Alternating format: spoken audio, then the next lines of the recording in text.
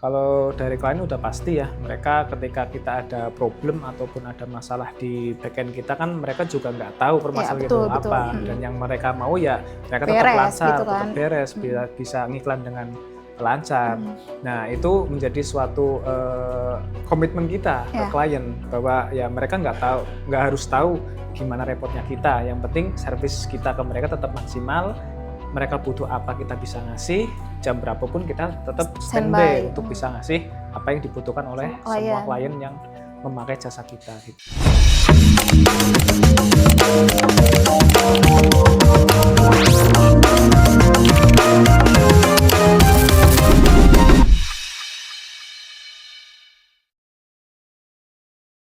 Perkenalkan, nama saya Baim Maesa.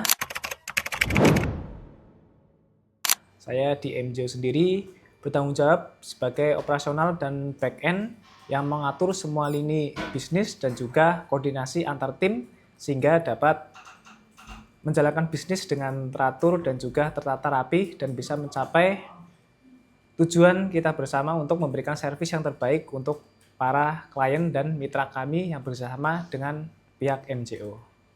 Oke, jadi itu job desk-nya Mas Iim ya di MJO Lab tersendiri. Tapi ini Mas tadi kan kayaknya banyak banget ya pekerjaannya itu kayak ngurusin semua yang dikerjakan sama karyawan.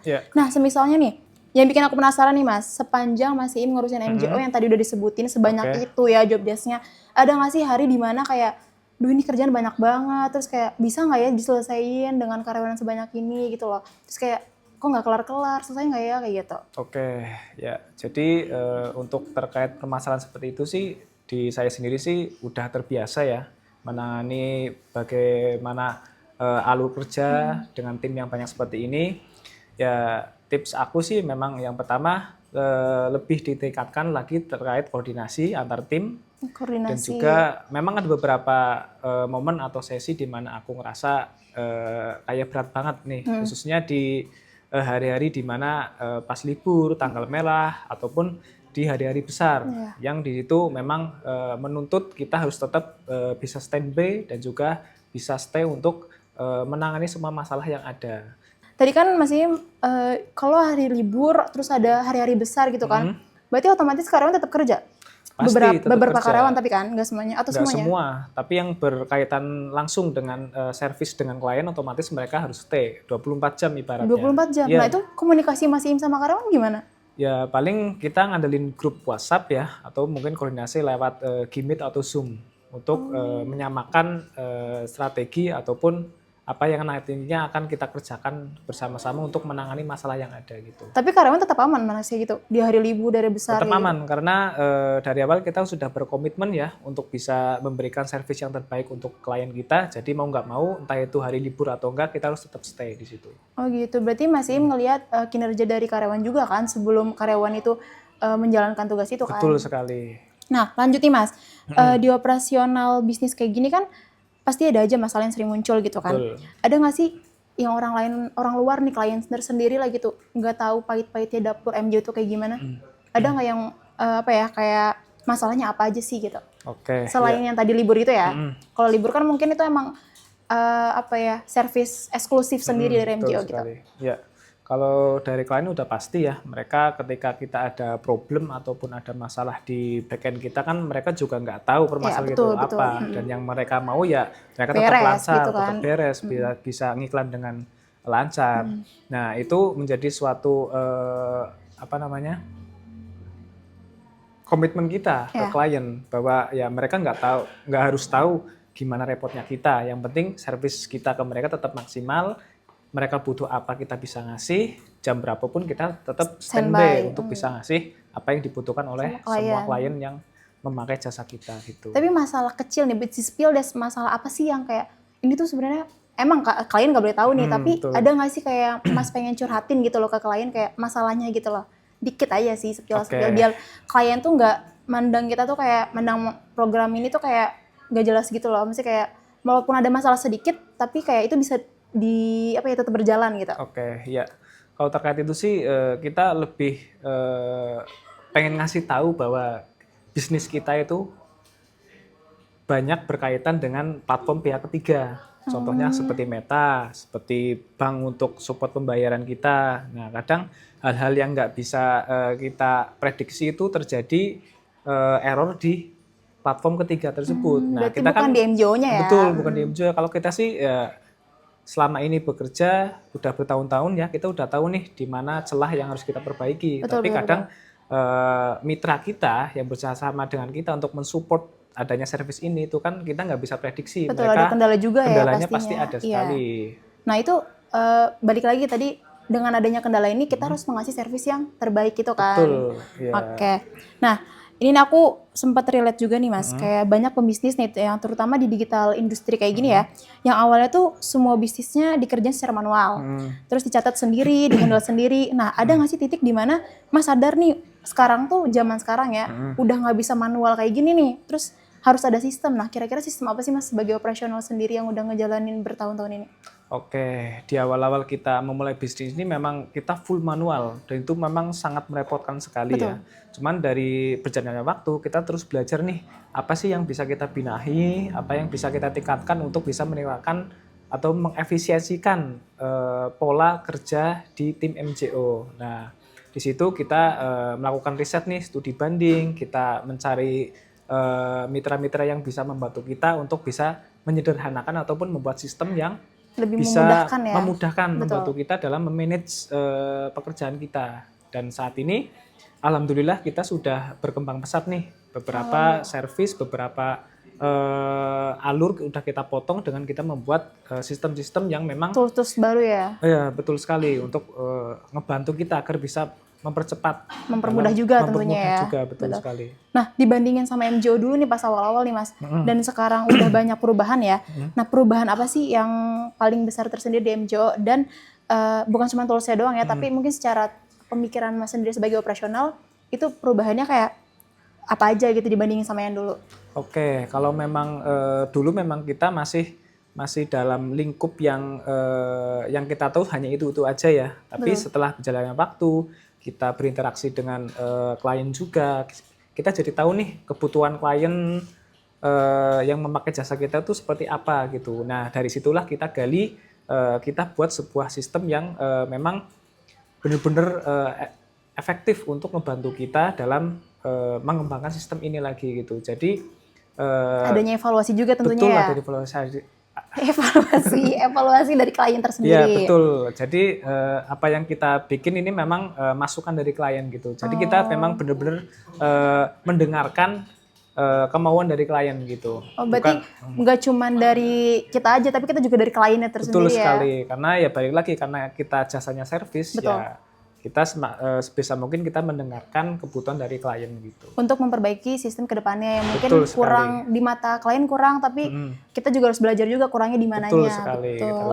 Oke nih Mas, dari Mas yang menangani klien ya, ada nggak sih kesalahan operasional yang sering terjadi ketika klien atau pembisnis di luar sana yang stuck terus nggak naik kelas, terus kayak mungkin penontonnya juga ada yang lagi ngerasain tuh ngelakuin hal yang itu tuh nggak sadar gitu dan itu mengakibatkan hal fatal gitu.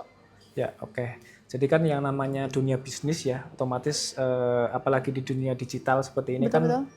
Banyak sekali perubahan dan perkembangan yang sangat pesat sekali. Benar. Nah, cepet ya perkembangannya. Cepet sekali. Jadi problem yang paling sering dialami oleh klien kita itu karena mereka kurangnya adanya edukasi ataupun upgrade dari segi seperti pembelajaran. Sedangkan mereka masih terlalu banyak berfokus ke strategi yang lama, sedangkan semakin kesini kan strategi makin baru ya. Makin banyak algoritma yang diupdate oleh platform, oleh Meta dan yang lainnya. Dan di situ pun peran kita nggak hanya ngasih service aja ya, kita pun mengedukasi klien, memberikan informasi terkait update terbaru dari strategi terbaru yang bisa proven pada bisnis mereka untuk meningkatkan profit atau omset dari para klien gitu. Nah, cara Mas ngebriefnya ke klien ini yang emang tapi ada nggak sih klien yang kayak gitu yang datang ke MJO atau datang ke Mas sendiri yang ngerasa udah stuck banget nih bisnisnya gitu? Ada nggak kayak gitu? Pasti ada. Banyak ya, banyak. Banyak. Nggak sedikit juga yang memang mereka stuck nih, butuh didukung, butuh di mentoring dari motivasi gitu. Dan dari kita pun ya open dari klien yang memang mereka butuh support dari kita ya, kita kasih service tersebut. Sebagaimana apa yang kita tahu untuk bisa meningkatkan strategi dari bisnis mereka. Gitu. Oke. Nah nih Mas, tadi aku balik lagi ya ke awal pas perkenalan Mas menjadi operasional seluruh karyawan kan berarti ya. Nah sedangkan karyawannya timnya banyak kan ya Mas. Ada yang aku tahu ya ada ads, ada tim kreatif, terus ada finance, CRM dan segala macamnya ya. Nah itu biar penonton juga tahu ya Mas. Bisa nggak sih, bukan bisa, jadi kayak apa ya, kenapa sih koordinasi dalam tim itu penting banget, dan tadi awal Mas bilang kan. Nah, apa yang terjadi nih kalau misalnya si tim ini nih jadi berbeda pandangan gitu. Mas sebagai POV, sebagai operasional itu kayak gimana gitu? Iya, jadi ketika dalam memanage sebuah tim memang akan ada gejolak di mana perbedaan pendapat dari setiap masing-masing individu dalam satu tim. Betul. Ada yang maunya A, maunya B. Nah itu kan pasti jadi suatu hal yang bermasalah ya dalam tim ya. Sedangkan kan tujuan kita itu sama untuk mengembangkan bisnis ini. Nah jadi yang saya lakukan ke teman-teman yang ada di sini adalah saya nggak langsung memaksa mereka untuk bisa mengikuti saya, tapi saya lebih untuk mengedukasi mereka untuk menyamakan persepsi dulu. Biar jadi satu. Iya, jadi satu. Ketika persepsinya jadi satu dan sama, otomatis mereka bakal mengikuti dan mengambil ataupun punya satu goals yang sama gitu. Walaupun mungkin mereka punya ego ya, itu nggak masalah dari kita. Yang penting memang apa yang aku delivery ke mereka, apa yang aku minta dari mereka, mereka bisa mengerjakan sesuai dengan goals kita bersama gitu. Jadi lebih menyamakan persepsi dulu dari masing-masing teman-teman yang ada di tim gitu. Tapi kalau misalnya ada karyawan yang nggak bisa banget nih nerima si hal itu gitu. Nah, Mas sebagai operasionalnya gimana tuh? Ya kalau itu lebih ke kita bagaimana cara berkomunikasi ya. Komunikasi, karena kan treatment antara satu individu dengan individu lain itu kan berbeda ya. Betul. Ada yang sudah bisa menerima, kalau yang belum bisa menerima ya aku mencoba untuk menggali sebenarnya kondisinya itu seperti apa, masalahnya itu seperti apa gitu. Ketika itu memang masalahnya ada unsur pribadi, yaitu harus diberikan kayak coaching dulu gitu ke teman-teman biar mereka pun bisa memahami kondisi dan bekerja secara profesional di perusahaan gitu. Jadi lebih ke melakukan komunikasi aja sih, lebih dalam gitu. Nah tapi tadi juga aku sempat ini nih yang Mas bilang pribadi. Nah kalau misalnya tim itu benar-benar ada masalah pribadi banget nih, pasti ada dong di sebuah pekerjaan pasti ada yang punya masalah pribadi. Nah Mas sebagai operasional cara menangani karyawan tersebut gimana tuh? Selain komunikasi yang tadi. Ya. Ketika itu memang berpengaruh ataupun menjadi penyebabnya itu adalah masalah pribadi, berarti kan si karyawan tersebut udah melenceng nih keluar dari pekerjaan. Sedangkan di sini kan udah nggak ada ego lagi di luar sana ataupun jangan ngebawa perasaan ataupun masalah luar ke kerjaan gitu kan. Ke kerjaan. Nah ketika itu aku berusaha untuk menangani di layerku dulu nih. Dengan caraku dulu. Nah, aku mencoba untuk melakukan komunikasi, mencoba untuk berbicara. Gitu. Ya betul, pendekatan antara satu sama lain untuk bisa mencari nih sebenarnya kendalanya itu di mana sih. Nah, ketika nanti itu memang udah nggak proven nggak sinkron lagi. Nah, baru aku serahin ke HRD gitu. Sampai ada pernah berantem nggak Mas di timnya itu? Nggak ada sih, insya Allah. Insya Allah ya. Nggak ada yang tiba-tiba ada drama terus resign, nggak ada itu? Nggak ada. Yeah. Berarti applause dulu dong buat Mas Im. Berarti Mas Im bisa menjaga timnya yang nggak resign itu. Insya Allah, terima kasih. Oke Mas, aku mau nanya nih terkait tadi balik lagi ke yang masalah bisnis lagi ya.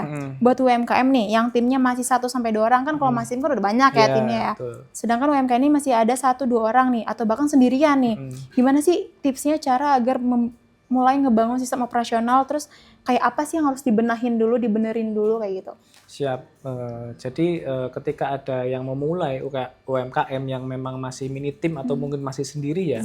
Masih zero ya. Saran aku sih mulailah dari usaha ataupun produk yang memang bisnis yang memang itu bisa dikerjakan oleh kamu sendiri gitu. Jadi nggak usah muluk-muluk kamu pengen jualan gitu ya. Produk yang banyak nih, nggak usah. Kamu fokus aja, kamu riset, cari produk yang memang itu memang benar-benar menurut kamu itu di passionmu gitu loh. Jadi nggak usah dipaksakan kamu harus mengikuti tren-tren. Kalau tren memang harus diikuti ya, cuman nggak harus berpatokan ke orang lain gitu. Misal kok orang lain bisa sukses kayak gini tuh gimana? Kamu nggak harus sama seperti dia. Kamu cukup pelajari apa yang kamu minati, apa yang kamu mau. Nah, seriusin di situ agar ketika kamu seriusin, kamu minat di situ, maka otomatis bisnis itu akan berjalan lebih mudah gitu dibandingkan kamu memaksakan untuk mengejar pengen seperti orang lain gitu. Tapi kalau misalnya aku nih Mas maksain jadi kayak bukannya itu sebuah motivasi buat aku ya. Misalnya aku pengen sama kayak si A nih, aku pengen kayak dia nih, itu bukan sebuah motivasi Mas kayak gitu.